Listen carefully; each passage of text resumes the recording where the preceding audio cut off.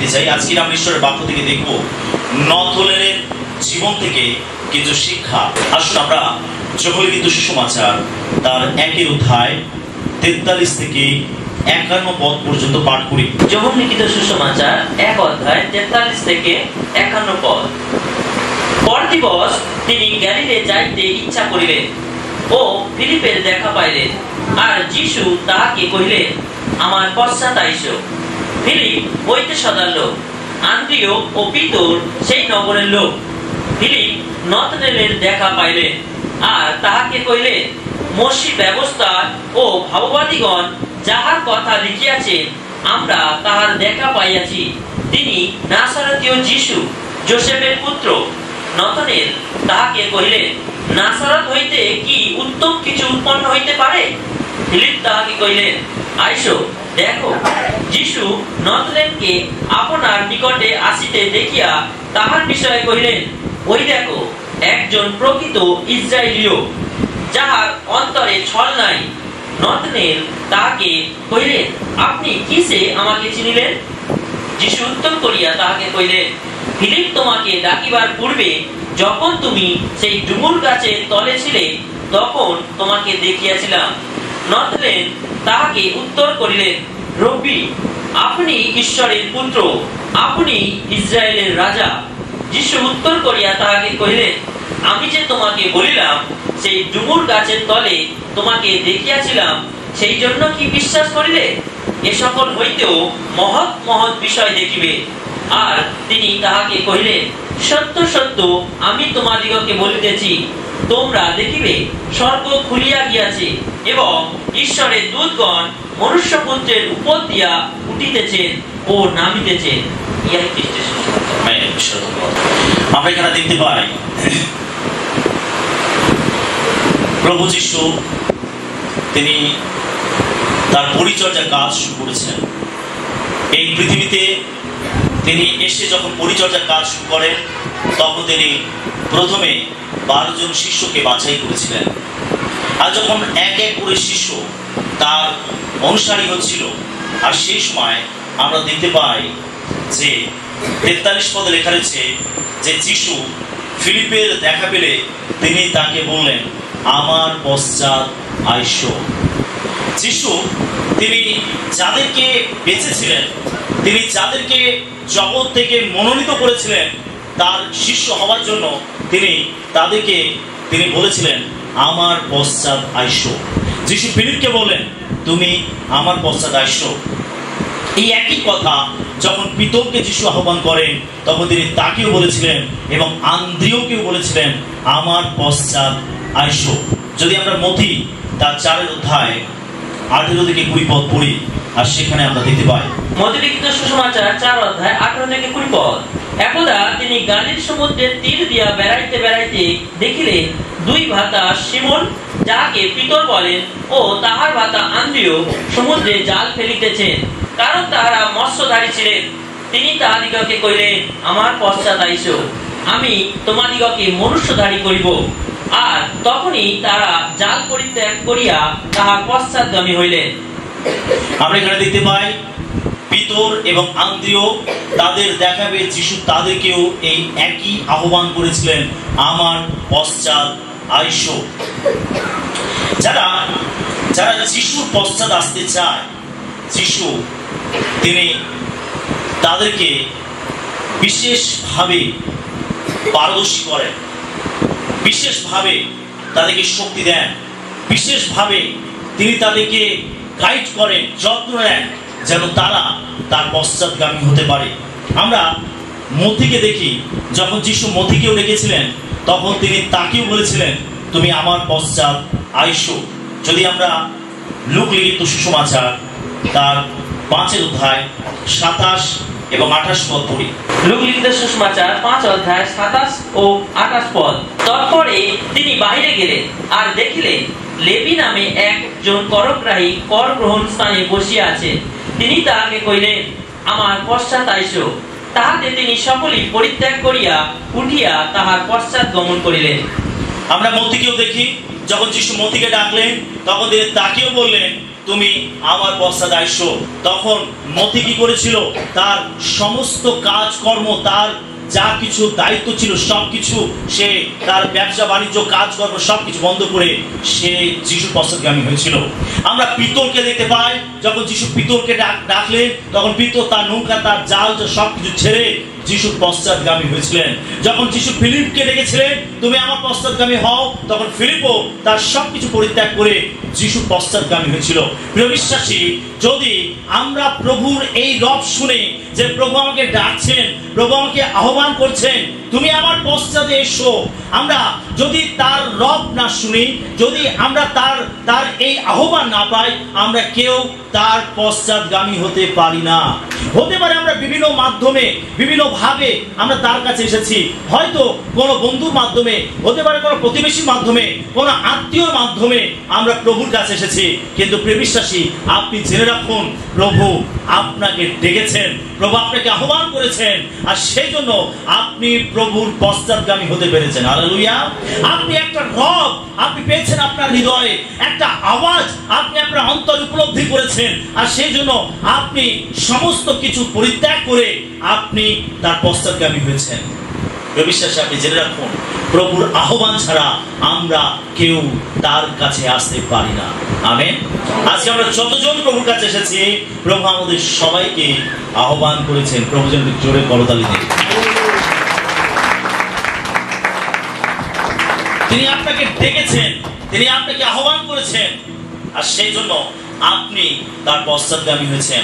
সেই জন্য আজকে আপনি তার চরণে বসে আছেন, আজকে তার আরাধনা, তার উপাসনা করছেন, আপনি তাকে বিশ্বাস করছেন, আপনি তার বাধ্যতায় জীবনযাপন করার চেষ্টা করছেন, আপনি আত্মিক জীবন ধরে রাখার জন্য আপনি যুদ্ধ করছেন, তার কারণ আপনি প্রভুর রব শুনেছেন, প্রভুর আওয়াজ পেয়েছেন। বিশ্বাসী, আপনি জেনে রাখুন যদি আপনি প্রভুর পশ্চাতে চলতে চান, যদি আপনি প্রভুকে অনুসরণ করতে চান, তাহলে আমাদের জীবনে দরকার ত্যাগ স্বীকার। যারা ত্যাগ স্বীকার করতে পারেনি তারা প্রভুর পশ্চাৎগামী হতে পারেনি। যখন যিশু পিতরকে ডেকেছিলেন, পিতর ত্যাগ স্বীকার করেছিল, সে তার জাল, তার নৌকা, তার পরিবার সবকিছু ত্যাগ করে যিশুর পশ্চাৎগামী হয়েছিল। যখন যিশু মতিকে ডেকেছিলেন, মতি একজন লেবী ছিল, আর এই মতি সে করগ্রাহী ছিল, সে কর আদায় করত, তার অফিস ছিল, তার কাজকর্ম ছিল, তার দায়িত্ব ছিল, সে সব কিছু ছেড়ে দিয়ে সে যিশুর পশ্চাৎগামী হয়েছিল। প্রিয় বিশ্বাসী, যদি আপনি প্রভুর রব শুনেছেন, যদি প্রভু আপনাকে আহ্বান করেছেন, যদি তিনি আপনাকে বলছেন তুমি আমার পশ্চাতে এসো, তাহলে আপনার জীবনেও এই একই ত্যাগ স্বীকার প্রয়োজন আছে। যার জীবনে ত্যাগ স্বীকার নেই, সে কখনো প্রভুকে অনুসরণ করতে পারেনি, সে কখনো প্রভুর পশ্চাৎগামী হতে পারেনি, সে কখনো প্রভু সেবা করতে পারেনি, যে তার জীবনে ত্যাগ স্বীকার করতে পারেনি। আমাদের জীবনে দরকার ত্যাগ স্বীকার। আমি যদি ত্যাগ স্বীকার করতে প্রস্তুত না থাকি, আমরা কখনো তার অনুসারী হতে পারবো না। আমেন। অনেকেই আছে যারা ত্যাগ স্বীকার করতে পারেনি, আর তারা প্রভুর অনুসারী হতে পারেনি, তারা থেমে গেছে, তারা তাদের পুরাতন জীবনে ফিরে গেছে, তারা ত্যাগ স্বীকার করতে পারেনি। আপনার জীবনে দরকার ত্যাগ স্বীকার, আমাদের প্রত্যেকের জীবনে দরকার ত্যাগ স্বীকার।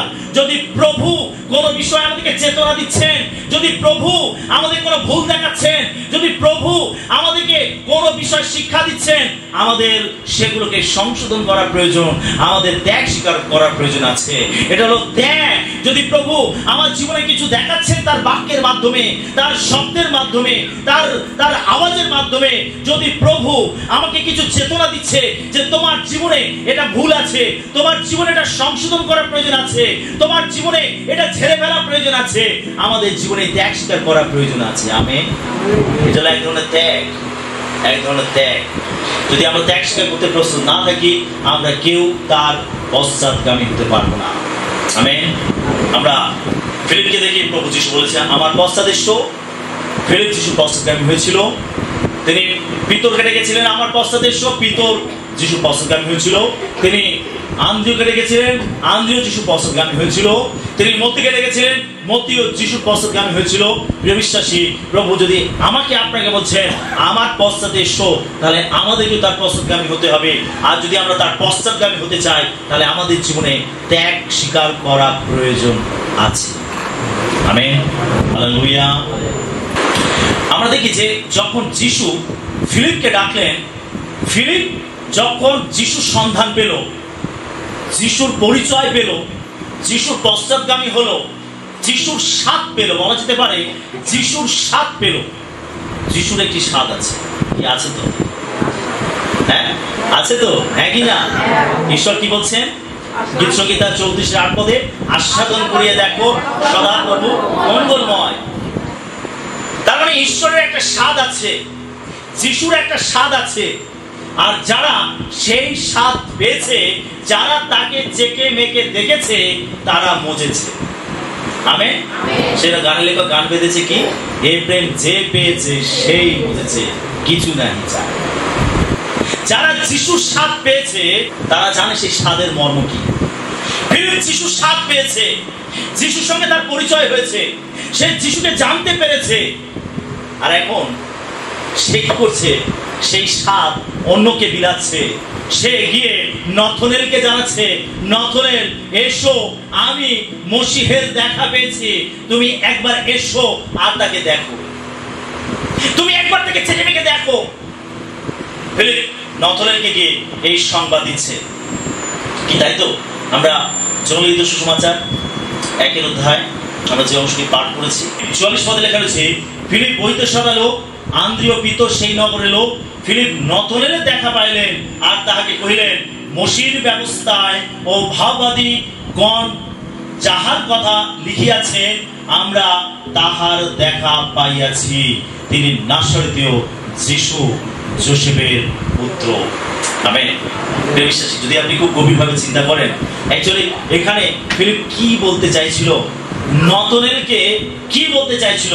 নথনেলকে ফিলিপ বলছে, মসির ব্যবস্থায় ভাববাদী গ্রন্থে যাহার বিষয় লেখা আছে, আমি সেই মসিহের দেখা পেয়েছি। হালেলুয়া। বিশ্বাসী, ফিলিপের কথা অনুযায়ী মসি যখন পঞ্চপুস্তক লিখেছিল, মসি যখন লিখেছিল, যীশু খ্রিস্টের জন্মের প্রায় 1400 থেকে 1500 খ্রিস্টপূর্বাব্দে মসি পঞ্চপুস্তক লিখেছিল, আদি, যাত্রা, লেবী, গণনা, দ্বিতীয় বিবরণ। এই 5টি বই মসি যীশু খ্রিস্টের জন্মের প্রায় 1400 থেকে 1500 বছর আগে লিখেছিল। আর ফিলিপ বলছে যে মসি তার গ্রন্থে যার কথা লিখেছে, ভাববাদীগণ যার কথা লিখেছে, যদি আপনি মসির কথা বলেন, যীশু খ্রিস্টের জন্মের প্রায় 1400 থেকে 1500 বছর আগে মসি যিশুর সম্বন্ধে ভাববাণী করেছেন। যদি আপনি পুরাতন নিয়মের একেবারে শেষ ভাববাদী বইটা দেখেন, মালাখি লেখা হয়েছিল যীশু খ্রিস্টের জন্মের প্রায় 400 বছর আগে। আর সেই পর্যন্ত ফিলিপ বলছে যে এত আগে থেকে যার কথা লেখা হয়েছে, মসি যে মসিহের কথা বলেছে, ভাববাদীরা যে মসিহের কথা বলেছে, আমি সেই মসিহের সন্ধান পেয়েছি, আমি সেই মসিহের দেখা পেয়েছি, আমি সেই মসিহের পরিচয় পেয়েছি, তিনি নাসরতীয় যিশু। হালেলুয়া। যখন ফিলিপ এইভাবে বলছিল, যখন ফিলিপ এইভাবে সাক্ষ্য দিচ্ছিল, যখন ফিলিপ এইভাবে নথনেলকে যিশুর কথা বলছিল, আমি বিশ্বাস করি যে তার প্রচার শুনে, তার সুসমাচার শুনে, তার সাক্ষ্য শুনে, তার অভিজ্ঞতা শুনে নথনেল সে নিজেকে ধরে রাখতে পারেনি। সে যিশুর কাছে আসার জন্য আকাঙ্ক্ষিত হয়েছিল, যিশুকে পাওয়ার জন্য সে তৃষ্ণার্ত হয়েছিল, সে যিশুর কাছে দৌড়ে এসেছিল। ফিলিপ বলছে, তুমি একবার এসো আর এসে তাকে দেখো। হালেলুয়া। নথনেল ফিলিপের কথা শুনে সে যিশুর কাছে এসেছিল। যখন ফিলিপ নথনেলকে বলছে, তখন নথনেল কি বলছে দেখুন, লেখা রয়েছে, নথনেল বলছে 46 পদে, নথনেল তাহাকে কহিলেন, নাজারত হইতে কি উত্তম কিছু উৎপন্ন হইতে পারে? ফিলিপ তাহাকে কহিলেন, আইসো দেখো। আমেন।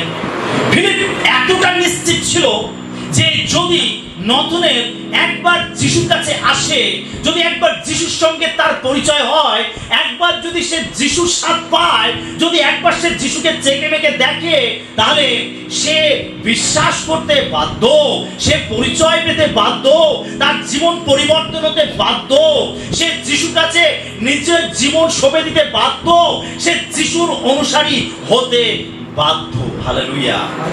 বিশ্বাসী, যদি আপনি যিশুকে প্রকৃতভাবে না জানেন, যদি আপনি যিশুকে প্রকৃতভাবে না জানেন, যদি যিশুর সঙ্গে আপনার ঘনিষ্ঠ রিলেশন না হয়, যদি যিশুকে আপনি গভীরভাবে আপনার জীবনে গ্রহণ না করেন, যদি আপনি যিশুকে ভালো করে চেকে মেকে না দেখেন, যদি আপনি যিশুর স্বাদ না পান, আপনি কখনো সেই স্বাদের কথা আপনি অন্যকে বলতে পারবেন না। আমেন। যখন আপনি যিশুকে চেকে মেকে দেখবেন, যখন আপনি যিশুর স্বাদ পাবেন, যখন যিশুকে আপনি বিশ্বাস করবেন, আপনার জীবনের ত্রাণ কর্তব্যে গ্রহণ করবেন, আর আপনি অন্যকে গিয়ে যিশুর কথা বলবেন, সেই বলার মধ্যে এতটা জোর থাকবে, সেই বলার মধ্যে এতটা ক্ষমতা থাকবে, সেই বলার মধ্যে এতটা শক্তি থাকবে যে শুনবে সে যিশুকে পাওয়ার জন্য আকাঙ্ক্ষিত হবে। হালেলুয়া। ফিলিপ নিশ্চিত ছিল যিশু হলেন সেই মশীহ। ফিলিপ নিশ্চিত ছিল যে ভাববাদীরা যার কথা উল্লেখ করেছে যিশু হলেন সেই ব্যক্তি, তাকে প্রত্যেকটা মানুষের প্রয়োজন, তিনি হলেন জগতের পরিত্রাতা, তিনি হলেন জগতের উদ্ধারকর্তা, তাকে পৃথিবীর প্রত্যেকটা মানুষের প্রয়োজন আছে। ফিলিপ বলছে এসো আর দেখো। আমেন। নথনের কি বলছিল যে নাজারত হতে ভালো কিছু কি উৎপন্ন হতে পারে। তার মানে নাজারত এমন একটা নগর ছিল, নাজারত এমন একটা জায়গা ছিল যেখান থেকে ভালো কিছু বেরোতে পারে না, ভালো কিছু উৎপন্ন হতে পারে না। সেই জায়গাটা হয়তো তাদের দৃষ্টিভঙ্গিতে খুবই হীন ছিল, খুবই ছোট নগর ছিল, খুবই সামান্য একটা জায়গা ছিল। সেখান থেকে সেখানে সেই জায়গা সম্বন্ধে হয়তো লোকেদের ধারণা খুব নগণ্য ছিল। সেই নথনেল বলছে যে নাজারত থেকে ভালো কিছু কি উৎপন্ন হতে পারে। জেনে রাখুন, বাইবেল আমাদেরকে বলে, বাইবেল কি বলে, যাহা নিজ, যাহা কিছু নয়, যাহা তুচ্ছ, যাহা মূর্খ, যাহা দুর্বল, ঈশ্বর সেই সকলকে ব্যবহার করেন। হালেলুয়া। যেটার মূল্য লোকের কাছে নেই, যেটার মূল্য লোকেরা দেয় না, যেটাকে লোকেরা হেয় করে, যেটাকে লোকেরা উপেক্ষা করে, যেটাকে লোকেরা তুচ্ছ জ্ঞান করে, ঈশ্বর বলেন ওটাই আমার প্রয়োজন আছে। হতে পারে লোকেরা আপনাকে তুচ্ছ জ্ঞান করে, লোকেরা আপনাকে সামান্য ভাবে, লোকেরা আপনাকে হেয় করে, লোকেরা আপনাকে তুচ্ছ তাচ্ছিল্য করে, বিশ্বাস আপনি জেনে রাখুন ঈশ্বর বলেন তোমাকে আমার প্রয়োজন আছে। আমেন। হতে পারে আপনার অতটা যোগ্যতা নেই, হতে পারে আপনার মধ্যে অতটা পড়াশোনা নেই, হতে পারে আপনি হয়তো অত ধনবান নন, হতে পারে আপনার হয়তো সুখ্যাতি নেই, হতে পারে আপনাকে তো সমাজের লোকেরা সেইভাবে চেনে না, জানে না, কিন্তু প্রিয় বিশ্বাসী আপনি জেনে রাখুন ঈশ্বরের কাছে আপনি মূল্যবান। ঈশ্বর আপনাকে ভালোবাসেন, ঈশ্বর তিনি আপনাকে কাছে ডাকেন, ঈশ্বর আপনাকে ব্যবহার করতে পারেন। আমেন। যেটা হীন, যেটা তুচ্ছ, যেটা দুর্বল, যেটা কিছু নয়, ঈশ্বর সেইগুলোকেই ব্যবহার করেন। সেই জন্য তো একজন রাখাল সে রাজা হয়েছিল, দাউদের মতো ব্যক্তি যে মেষপাল চড়াতো, ঈশ্বর তাকে রাজা করেছিলেন। আমেন। ঈশ্বর তুচ্ছকে ব্যবহার করতে পারেন। লোকের কাছে আপনি তুচ্ছ, কিন্তু ঈশ্বরের কাছে আপনি মহামূল্য। ঈশ্বর বলেন তুমি আমার দৃষ্টিতে বহুমূল্য এবং সম্ভ্রান্ত। ঈশ্বরের দৃষ্টিতে আমরা বহুমূল্য এবং সম্ভ্রান্ত। ঈশ্বর আমাদেরকে সম্মান করেন, ঈশ্বর আমাদেরকে মর্যাদা দেন, ঈশ্বর আমাদেরকে তুলে ধরেন, তিনি আমাদেরকে ভালোবাসেন। লোকেরা আপনাকে হেয় করতে পারে, কিন্তু ঈশ্বর আপনাকে কখনো হেয় করবে না। যিশু নথনেলকে কি বললেন? 47 পদে কি লেখা রয়েছে? যিশু নথনেলকে বললেন, যিশু নথনেলকে আপনার নিকটে আসিতে দেখিয়া তাহার বিষয় কহিলেন, ওই দেখো একজন প্রকৃত ইসরায়েলীয় যাহার অন্তরে ছল নাই। আমেন। হালেলুয়া। যখন নথনেল ফিলিপের কথা শুনে, ফিলিপের সাক্ষ্য শুনে, ফিলিপের প্রচার শুনে নথনেল যখন যিশুর কাছে আসছে, তখন যিশু দূর থেকে নতনেলকে দেখছে তার কাছে আসতে। আর যিশু তিনি নতনেলকে ইঙ্গিত করে বলছেন, ওই দেখো একজন প্রকৃত ইসরায়েলীয় যার অন্তরে ছল নাই। আমেন। দেখুন, নতনেল একজন ব্যক্তি, নতনেল অন্য মানুষের মতো একজন সাধারণ মানুষ। অন্য শিষ্যরা যেভাবে যিশুর আশেপাশে ছিল, নতনেল সেই শিষ্যদের মধ্যে একজন শিষ্য হতে চলেছে। যিশু সবাইকে বলছে, ওই দেখো একজন প্রকৃত ইসরায়েলীয় যার অন্তরে ছল নাই। বিশ্বাসী, যিশু নতনেলের কোনটা দেখেছিলেন? নতনেলের হৃদয় দেখেছিলেন। নতনেলের হৃদয় দেখেছিলেন। তার বাহ্যিক রূপ দেখেননি, তার কি আছে না আছে সেটা যিশু দেখেননি। যিশু কি দেখেছিলেন? তার হৃদয়, তার অন্তর যিশু দেখেছিলেন। তিনি বলছেন, একজন প্রকৃত ইসরায়েলীয় যার অন্তরে ছল নাই। আমি যদি প্রথম শমুয়েল তার 16:7 পড়ি, আর সেখানে লেখা রয়েছে, মানুষ কেবল বাইরেরটা দেখে, কিন্তু ঈশ্বর মানুষের হৃদয় দেখেন। আমেন। ঈশ্বর কি দেখেন? মানুষের হৃদয়। ঈশ্বর বাইরেরটা দেখেন না। আপনি কোথায় থাকেন, কোথায় বাস করেন, কোন চাকরি করেন কিনা, আপনার অনেক ধন সম্পদ আছে কিনা, আপনি খুব উচ্চ শিক্ষিত কিনা, আপনি দেখতে সুন্দর কিনা, আপনার স্বাস্থ্য ভালো কিনা, আপনার শরীর নিরোগ কিনা, ঈশ্বর এগুলো দেখেন না। ঈশ্বর আপনার কি আছে না আছে সেটার প্রতি তিনি আকৃষ্ট হন না। ঈশ্বর আকৃষ্ট হন আপনার হৃদয়ের প্রতি। যদি আপনার অন্তঃকরণ শুদ্ধ থাকে, আপনার হৃদয় বিশুদ্ধ থাকে, ঈশ্বর সেটাতেই আকর্ষিত হন। ঈশ্বর চান আমাদের প্রত্যেকের জীবনে একটি বিশুদ্ধ হৃদয়। হালেলুয়া। আমাদের জীবনে ঈশ্বর খোঁজ করেন বিশুদ্ধ হৃদয়। ঈশ্বর ছেকে দেখেন আমাদের হৃদয়, আমাদের বাহ্যিক বিষয় নয়। ঈশ্বর দেখেন আমাদের হৃদয়। আমরা কতটা হৃদয় নিয়ে তাকে ডাকি, আমরা কতটা হৃদয় দিয়ে তার জন্য আকাঙ্ক্ষিত, আমরা কতটা হৃদয় নিয়ে তার উপাসনা করি, আমাদের হৃদয়ে তার জন্য কতটা তৃষ্ণার্ত, আমরা কতটা তাকে পেতে চাই। ঈশ্বর আগ্রহী এইরকম আকাঙ্ক্ষিত হৃদয়ের। আমি বাইরে খুব সেজে গুজে আছি, বাইরে আমি খুব স্বাস্থ্যবান, বাইরে আমার যথেষ্ট নাম যশ খ্যাতি আছে, কিন্তু আমার ভেতরে কুকীর্তি রয়েছে, আমার ভেতরে পাপ রয়েছে, আমার ভেতরে মন্দতা রয়েছে। ঈশ্বর তিনি কখনো সেরকম ব্যক্তিকে পছন্দ করেন না। আমেন। হালেলুয়া।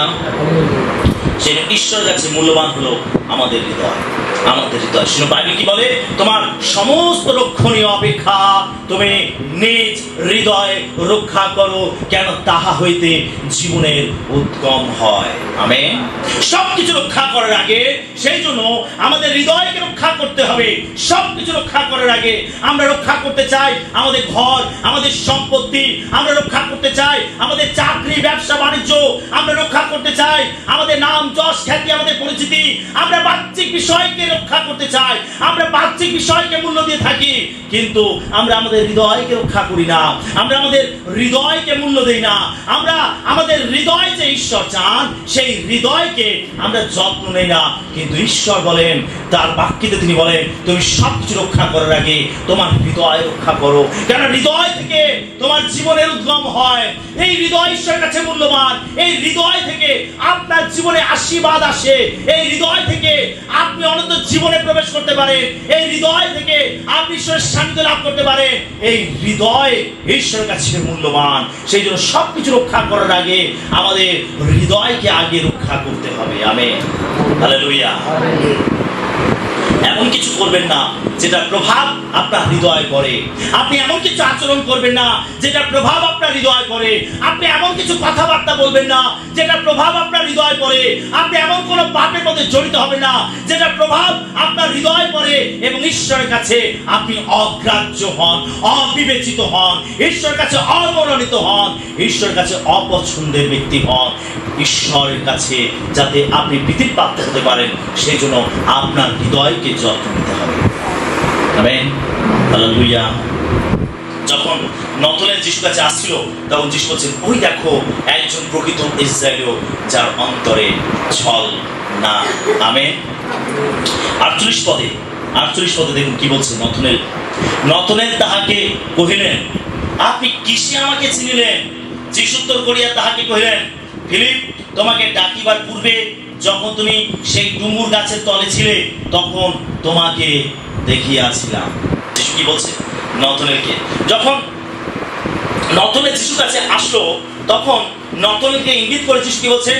ওই দেখো একজন প্রকৃত ইসরায়েলীয় যার অন্তরে ছল নাই।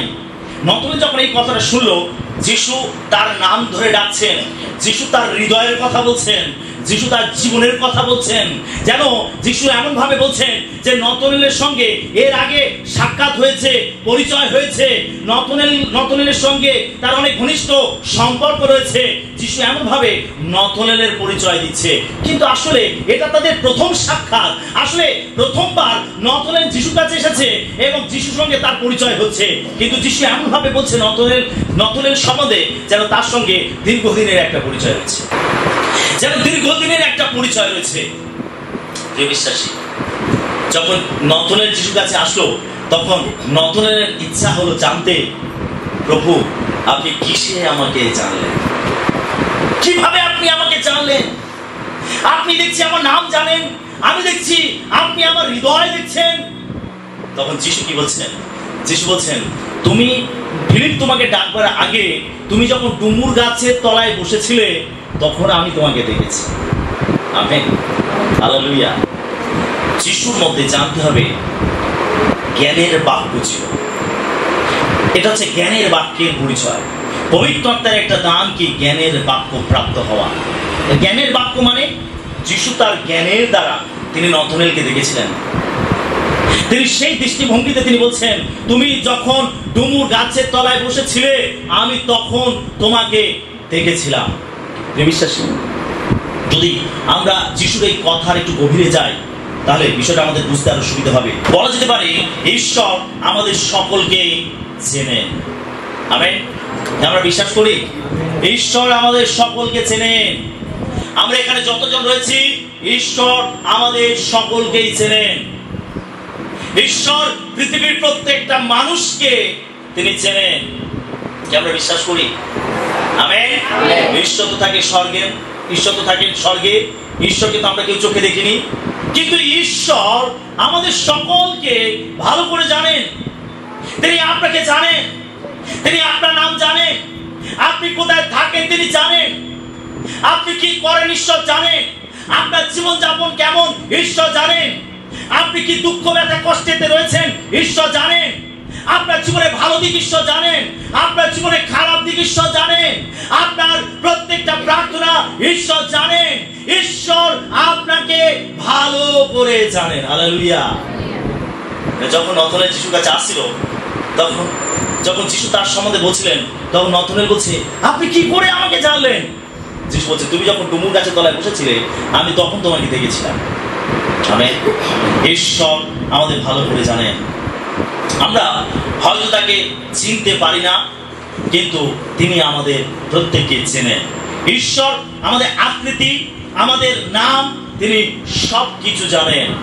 হালেলুয়া। যদি আমরা যিশাইও তার 49-1 পদ পড়ি, সেখানে কি লেখা আছে আমরা দেখি। যিশাইও ভাবালি 49-1 পদ। হে উপকূল সকল আমার বাক্য শোনো, হে দূরস্থ জাতিগণ কর্ণপাত করো।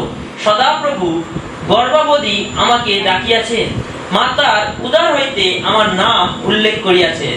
কি বলছে?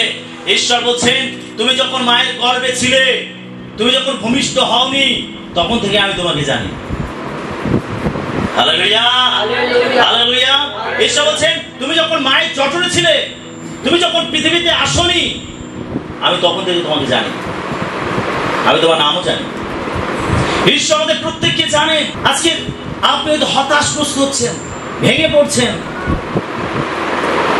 আপনার প্রার্থনার উত্তর আসতে দেরি হচ্ছে, আপনি হয়তো ভেঙে পড়েছেন, আপনি হয়তো ভাবছেন ঈশ্বর আপনাকে দেখছেন না, আপনি হয়তো ভাবছেন ঈশ্বর আপনার দুঃখ সম্বন্ধে চিন্তিত নন, আপনি হয়তো ভাবছেন যে ঈশ্বর আপনার প্রার্থনা শুনছেন না। বিশ্বাসী, আপনি জেনে রাখুন ঈশ্বর আপনাকে খুব ভালো করে জানেন। আমেন। তিনি আপনার প্রার্থনাগুলো জানেন, তিনি আপনার সমস্যাগুলো জানেন, তিনি আপনাকে ভালো করে জানেন। আপনি কি সিচুয়েশনে রয়েছেন, কি অবস্থার মধ্যে পড়ে রয়েছেন, ঈশ্বর আপনাকে ভালো করে জানেন। বাইবেল বলছে, ঈশ্বর বলছেন, তুমি যখন মায়ের গর্ভে ছিলে তখন থেকে আমি তোমাকে জানি, তুমি যখন এই পৃথিবীতে আসলে আমি তখন থেকে তোমাকে জানি। আপনার নাম কি, আপনি কোথায় থাকেন, আপনাকে দেখতে কেমন, আপনি কি অবস্থার মধ্যে রয়েছেন, আপনি কি পরিস্থিতির মধ্যে রয়েছেন, ঈশ্বর বলছেন আমি সবকিছু জানি। এটা আমাদের কাছে অনেক বড় একটা সান্ত্বনার বাক্য। ঈশ্বর আমাদের প্রত্যেকে ব্যক্তিগতভাবে জানেন। আপনি তাকে না জানতে পারেন, আপনি তাকে না চিনতে পারেন, কিন্তু ঈশ্বর আপনাকে চেনেন, ঈশ্বর আপনাকে জানেন। Amen, hallelujah, hallelujah. বাইবেল বলছে আমাদের আকৃতি তার হাতের তালুতে লেখা আছে। আমরা 15 এবং 16 পদ পড়ি। যিশায়া 49-15 এবং 16 পদ। স্ত্রীলোক কি আপন স্তন্যপায়ী শিশুকে ভুলিয়া যাইতে পারে? আপন গর্ভজাত বালকের প্রতি কি স্নেহ করিবে না? বড় তাহারা ভুলিয়া যাইতে পারে, তথাপি আমি তোমাকে ভুলিয়া যাইব না। দেখো, আমি আপন হস্তের তালুতে তোমার আকৃতি লিখিয়াছি, তোমার প্রাচীর সর্বদা আমার সম্মুখে আছে। ঈশ্বর বলছেন তোমার আকৃতি আমার হস্তের তালুতে অঙ্কিত করেছি। ঈশ্বরের হাতের তালুতে আমাদের প্রত্যেকের আকৃতি রয়েছে, আমাদের প্রত্যেকের নাম তিনি জানেন, আমাদের প্রত্যেকের আকৃতি তার হস্তের তালুতে রয়েছে। আপনি সারাদিনে হাত দেখেন না? দেখেন, হাতের দিকে তাকান তো, হাতের তালুর দিকে তাকান তো নাকি? হ্যাঁ কি না? আমার প্রত্যেক হাতের তালুর দিকে তাকাই তো, আমার হাতের দিকে দেখি তো। ঈশ্বর, আপনি চিন্তা করে দেখুন, আপনি সারাদিনে কতবার আপনার হাতের দিকে তাকান? কোনো কাজ করতে গিয়ে, হাত ধুতে গিয়ে আপনি বারে বারে তো হাতের দিকে তাকান। আপনি চিন্তা করুন, ঈশ্বর কতবার আপনার দিকে তাকান? সারাদিনে ঈশ্বর কতবার আপনার দিকে তাকান? তিনি যখনই তার হাতের দিকে তাকান, বাইবেল বলছে আমাদের আকৃতি তার হাতের তালুতে অঙ্কিত রয়েছে। ঈশ্বর যখনই তিনি তার হাতের দিকে তাকান, তখন তিনি আমাদেরকে দেখেন। হালেলুয়া। কে আপনার দিকে তাকালো কি তাকালো না, কিচ্ছু যায় আসে না। ওই লোকটা আমার দিকে তাকালোই না। আরে আমাদেরকে কিরম গম্ভীর ভাবে তাকালো, কিরম কুৎসিত ভাবে তাকালো। বিশ্বাসী, যে যেভাবেই তাকান বা যে নাই বা তাকান, ঈশ্বর আপনার দিকে তাকান। আমেন। ঈশ্বর আপনাকে দেখেন এবং তিনি আপনার দিকে করুণ দৃষ্টিতে তাকিয়ে থাকেন। তিনি প্রেমের সঙ্গে তাকিয়ে থাকেন, সহানুভূতির সঙ্গে তাকিয়ে থাকেন, তিনি অনুকম্পিত হয়ে তাকিয়ে থাকেন, তিনি আপনাকে সাহায্য করার জন্য তাকিয়ে থাকেন, তিনি আপনার সমস্যার জন্য আপনার দিকে তাকিয়ে থাকেন। কিভাবে আপনাকে সাহায্য করা যায়, কিভাবে আপনার প্রয়োজনগুলো মেটানো যায়, কিভাবে আপনাকে তুলে ধরা যায়, কিভাবে আপনাকে আশীর্বাদ করা যায়, কিভাবে আপনার প্রার্থনার উত্তর দেওয়া যায়, ঈশ্বর সেইভাবে আপনার দিকে তাকিয়ে থাকেন। হালেলুয়া। সেটা কে আপনার দিকে তাকালো না তাকালো ভুলে যান, ঈশ্বর আপনার দিকে তাকিয়ে। Amen, hallelujah, hallelujah. বাইবেল বলছে ঈশ্বর আমাদের নাম জানেন, আমাদের নাম জানেন। আমরা গীত সংহিতা 147-4 পদ দেখব। গীত সংহিতা 147-4 পদ। তিনি তারাগণের সংখ্যা গণনা করেন, সকলের নাম ধরিয়া তাহাদিগকে ডাকেন। বাইবেল কি বলছে? বাইবেল বলছে ঈশ্বর আকাশের তারাদের সংখ্যা গণনা করেন।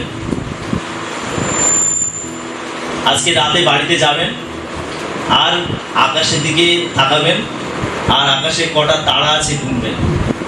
আর পরের মাসে প্রভুরোজে এসে বলবেন কটা তারা আপনি গুনেছেন। পারবো আমরা কেউ আকাশে তারা গুনতে?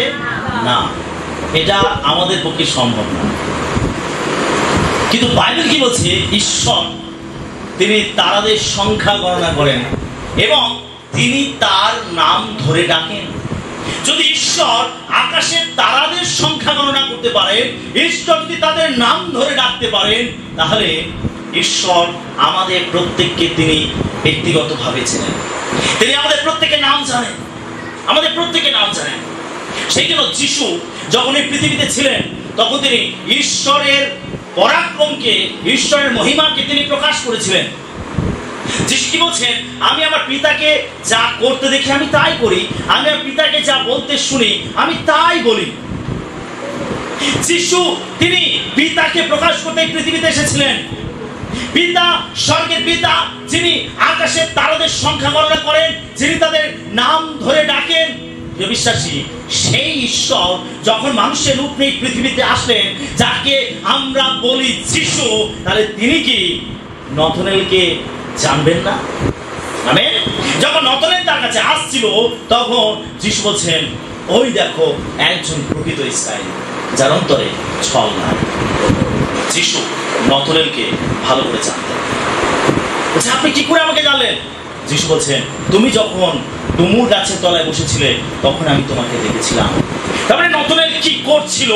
হতে পারে সে ডুমুর গাছের তলায় বসে হয়তো শাস্ত্র পাঠ করছিল, হতে পারে প্রার্থনা করছিল, হতে পারে ঈশ্বরের বাক্য ধ্যান করছিল। যিশু বলছেন, আমি তখন তোমাকে দেখেছিলাম। যখন আপনি ঈশ্বরের সঙ্গে একাকী সময় কাটান, যখন আপনি প্রার্থনার সময় কাটান, যখন আপনি ঈশ্বরের বাক্য পাঠ করেন, যখন আপনি উপবাস করেন, যখন আপনি ঈশ্বরের সঙ্গে একাকী থাকেন, ঈশ্বর তখন আপনাকে দেখেন আপনি কি করছেন তার জন্য। ঈশ্বর আপনার কাছে আসেন, ঈশ্বর তিনি আপনাকে আশীর্বাদ করেন, তিনি আপনার প্রত্যেকটা কাণ্ড কারখানা তিনি দেখেন যে আপনি কি করছেন। যখন আপনি প্রার্থনা করেন, ঈশ্বর দেখেন। যখন আপনি ঈশ্বরের বাক্য পড়েন, তিনি আপনাকে দেখেন। যখন আপনি চোখের জল ফেলেন, তিনি দেখেন।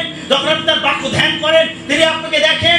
যখন আপনি ঈশ্বরের জন্য পৃথক হন, ঈশ্বর তখন আপনাকে দেখেন। হতে পারে নথনেল ডুমুর গাছের তলায় বসে হয়তো শাস্ত্র পাঠ করছিল, হতে পারে সে হয়তো ঈশ্বরের বাক্য ধ্যান করছিল, হতে পারে প্রার্থনা করছিল। ও বলছেন, তুমি যখন ডুমুর গাছের তলায় বসেছিলে, আমি তখন তোমাকে দেখেছিলাম। ঈশ্বর দেখেন, ঈশ্বর আকৃষ্ট হন, ঈশ্বর আসেন যখন আমরা গোপনে প্রার্থনা করি। সেটা মতে লিখিত সুসমাচার 6 পদে কি লেখা রয়েছে যে তুমি যখন প্রার্থনা করো, তখন তুমি তোমার অন্তরাগারে প্রবেশ করো আর দ্বারস্থ করে গোপনে প্রার্থনা করো। তোমার পিতা যিনি গোপনে বর্তমান, তিনি তোমাকে ফল দেবেন। যখন আপনি দরজা জানালা বন্ধ করে গোপনে প্রার্থনা করেন, গোপনে ঈশ্বরের সঙ্গে সময় কাটান, ঈশ্বর সেখানে আকৃষ্ট হয়ে আসেন। হালেলুয়া। ঈশ্বরের সঙ্গে আমাদের থাকা প্রয়োজন আছে, ঈশ্বরের সঙ্গে সময় কাটানো আমাদের প্রয়োজন আছে। তাহলে ঈশ্বর আমাদের কাছে আসবেন এবং তিনি আমাদেরকে আশীর্বাদ করবেন। আমেন। হালেলুয়া। যখন নথনেল যিশুর কাছে এসেছিল, দেখুন, তখন যিশু যখন তাকে বললেন যে তুমি যখন ডুমুর গাছের তলায় বসেছিলে, আমি তখন তোমাকে দেখেছিলাম। এই কথাতে নথনেল অবাক হয়ে গেছিল। নথনেল অবাক হয়ে গেছিল। যখন যিশু এই কথা বলেছিলেন, তখন নথনেল অবাক হয়ে গেছিল। যখন 1:49 পদে নথনেল কি বলছে?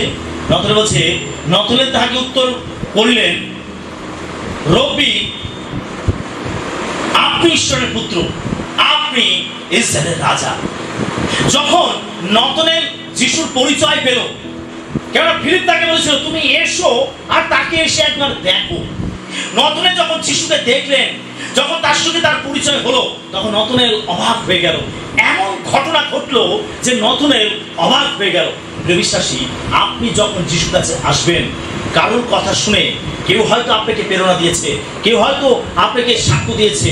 যদি আপনি যিশুর কাছে আসেন, আপনি জেনে রাখুন, যখন যিশুর পরিচয় আপনার হবে, যখন যিশুর সঙ্গে আপনার পরিচয় ঘটবে, তখন আপনি অবাক হয়ে যাবেন যে যিশু আপনার জীবনে কি করতে পারে।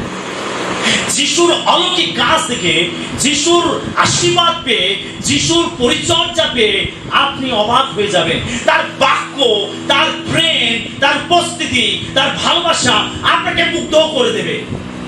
নথনেল মুগ্ধ হয়ে গেছিল, নথনেল অবাক হয়ে গেছিল। সে যিশুকে বিশ্বাস না করে থাকতে পারেনি। এর আগে সে সন্দেহ প্রকাশ করেছিল, নাজারত থেকে কি উত্তম কিছু বেরোতে পারে? এখন নথনেল বলছে, আপনি সেই মসিহ, আপনি ইসরায়েলের রাজা। নথনেল এখন বিশ্বাস করলো। নথনেল এখন যিশুকে মসিহ বলে স্বীকার করলো। নথনেল সমস্ত ভাববাদী গ্রন্থে যার সম্বন্ধে উল্লেখ করেছে, এখন তাকে তার মসিহ বলে, তার পরিত্রাতা বলে সে গ্রহণ করলো এবং স্বীকার করলো। বলা যেতে পারে নথনেল যিশুকে চেকে মেকে দেখলো এবং তার স্বাদ পেল। হালেলুয়া। যখন আপনি যিশুর কাছে আসবেন, অবশ্যই আপনি তার স্বাদ পাবেন। কি আমরা যিশুর স্বাদ পেয়েছি? কেমন স্বাদ? টক, ঝাল, মিষ্টি, মধু থেকেও মিষ্টি। আমরা বলে বোঝাতে পারবো না, আমরা বলে প্রকাশ করতে পারবো না যিশু কি, তার মধ্যে কি আছে, কি গুণাগুণ আছে, কি স্বাদ আছে, আমরা তা বলে প্রকাশ করতে পারবো না, কিন্তু তার স্বাদ আছে যা পৃথিবীর কোনো কিছুর মধ্যে আমরা পেতে পারি না। Amen, hallelujah, hallelujah. যখন নতনেল যিশুর কাছে আসলো, যখন বলল আপনি সেই মসীহ, আপনি ইসরায়েলের রাজা, তখন যিশু কি বলছেন দেখুন, পড়ি আমরা 50 পদে। যিশু উত্তর করিয়া তাহাকে কইলেন, আমি যে তোমাকে বলিলাম সেই ডুমুর গাছের তলে তোমাকে দেখিয়াছিলাম, সেই জন্য কি বিশ্বাস করিলে? এ সকল হইতেও উত্তম উত্তম বিষয় দেখিবে। যিশু কি বলছেন, তুমি আমার কাছ থেকে এই কথা শুনেছো বলে কি তুমি বিশ্বাস করছো? আরে নতনেল, এর থেকেও বড় বড় কাজ তুমি দেখবে। Amen, hallelujah. আপনি প্রভুর কাছে এসেছেন, আপনি প্রভুর কাছে এসে প্রভুর আশীর্বাদ পেয়েছেন। প্রিয় বিশ্বাসী, আপনি চলতে থাকুন প্রভুর সঙ্গে, আপনি হাঁটতে থাকুন প্রভুর সঙ্গে, আপনি প্রভুর সঙ্গে গমনাগমন করতে থাকুন। আপনি যত তার সঙ্গে এগিয়ে যাবেন, আপনি যত তার সঙ্গে বিশ্বস্ততা চলবেন, আপনি যত তার সঙ্গে গমনাগমন করবেন, আপনি আপনার জীবনে তত বেশি মহৎ মহৎ কার্য ঘটতে দেখবেন। Amen, hallelujah. যারা তার সঙ্গে বিশ্বস্ততায় চলবে, তারাই তার মহৎ কার্য তাদের জীবনে দেখবে। আপনি সেই সমস্ত বিশ্বাসীদের কাছ থেকে জিজ্ঞাসা করুন যারা দীর্ঘ বছর ধরে প্রভুর সঙ্গে রয়েছে, 30 বছর, 40 বছর, 50 বছর, যারা প্রভুর সঙ্গে বিশ্বস্ত ভাবে চলেছে। আপনি তাদেরকে জিজ্ঞাসা করুন যে মহাশয়, আপনি আপনার জীবনে ঈশ্বরের কত অলৌকিক কাজ দেখেছেন, আমাকে বলুন, আমি শুনতে চাই। সে বলতেই থাকবে, বলতেই থাকবে, সে বলার কোনো শেষ হবে না। এই পর্যন্ত আমরা যা পেয়েছি ঈশ্বরের কাছ থেকে, এই পর্যন্ত আমরা যে দয়া করুন আশীর্বাদ পেয়েছি, আপনি তা বলে শেষ করতে পারবেন? আমরা তা বলে শেষ করতে পারবো না। যিশু বলছেন, নতনেল, তুমি এসো আমার সঙ্গে, আরো দেখবে, আরো মহিমা দেখবে, আরো মহৎ কার্য দেখবে, আরো বড় বড় বিষয় তুমি দেখবে। বিশ্বাসী, আপনি যত বেশি প্রভুর সঙ্গে চলবেন, আপনি যত বেশি বিশ্বস্তভাবে প্রভুর সঙ্গে হাঁটবেন, আপনি তার বাক্যে স্থির থাকবেন, আপনি আপনার জীবনে তত বড় বড় কাজ দেখতে পাবেন। হালেলুয়া। আমরা এমন ঈশ্বরকে বিশ্বাস করি, আমরা এমন ঈশ্বরকে আমরা নির্ভর করি, আমরা এমন ঈশ্বরকে আমরা সেবা করি, যিনি আমাদের বিশ্বস্ততা দেখেন, যিনি আমাদেরকে দেখেন যে আমরা কতটা তার উপর নির্ভর করি। তিনি চান যেন আমরা বিশ্বস্তভাবে তার সঙ্গে থাকি, এটা ঈশ্বর চান। আর যারা বিশ্বস্তভাবে তার সঙ্গে থাকে, তিনি তাদের জীবনে মহৎ মহৎ কাজ করেন। আমেন।